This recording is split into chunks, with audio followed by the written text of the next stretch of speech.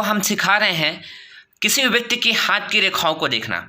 किसी भी व्यक्ति की हाथ की रेखाओं को देख करके आप यह अंदाज़ा लगा सकते हैं कि उसके जीवन में भविष्य में क्या घटनाएं घटित होने वाली हैं और या फिर उसके जीवन की आज की स्थिति क्या है।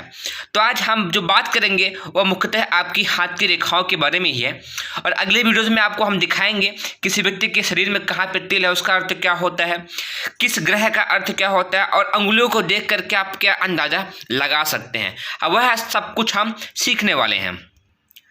तो जैसा कि आप देख रहे हैं और हम बात करने वाले हैं रेखाओं के फल के बारे में।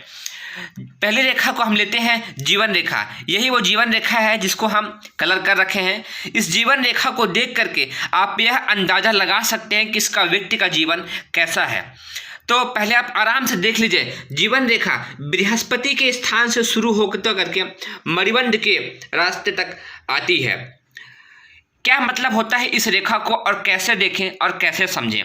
साधारणतः यह रेखा बृहस्पति के स्थान से कुछ नीचे आरंभ हो जाती है, परंतु यदि यह ठीक बृहस्पति के स्थान से आरंभ हो और तो इसका अर्थ यह होता है दीर्घ जीवन, उच्च अभिलाषा और आशावाद का चिन्ह आप ऐसा मान सकते हैं। यदि यह रेखा बीच में टूटी फूटी न हो, स्पष्ट गाढ़ी और मजबूती के साथ दिखती हुई नीचे तक आए तो इससे आप 100 वर्ष की आयु का आकलन कर सकते हैं।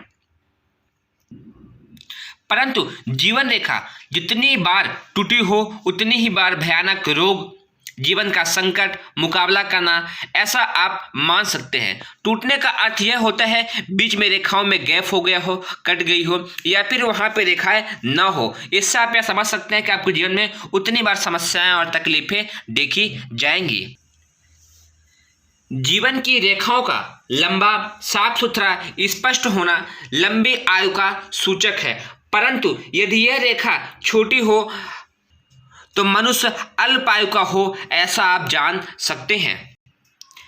जब दो जीवन रेखाएं एक बराबर चल रही हों तो भीतर वाली को मंगल रेखा कहते हैं, जो आपत्तियों से बचाव, धन प्राप्ति, बहादुरी, सच्चरित्रता की निशानी होती है। जो दूसरी रेखा होगी वह इस मेन जीवन रेखा के अंदर नीचे की ओर बहुतों के हाथ में आपको देखने को मिल जाती है। इससे आपके जीवन में मंगल, साहस, पराक्रम जैसे गुण, विशेष गुण देखने को मिल जाएंगे।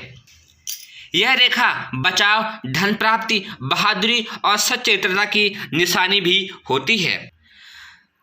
जैसा कि आप जान चुके हैं जीवन रेखा बृहस्पति के स्थान से आरंभ होती है, परंतु यदि यही रेखा थोड़ा उससे नीचे अंगूठे की जड़ से आरंभ हो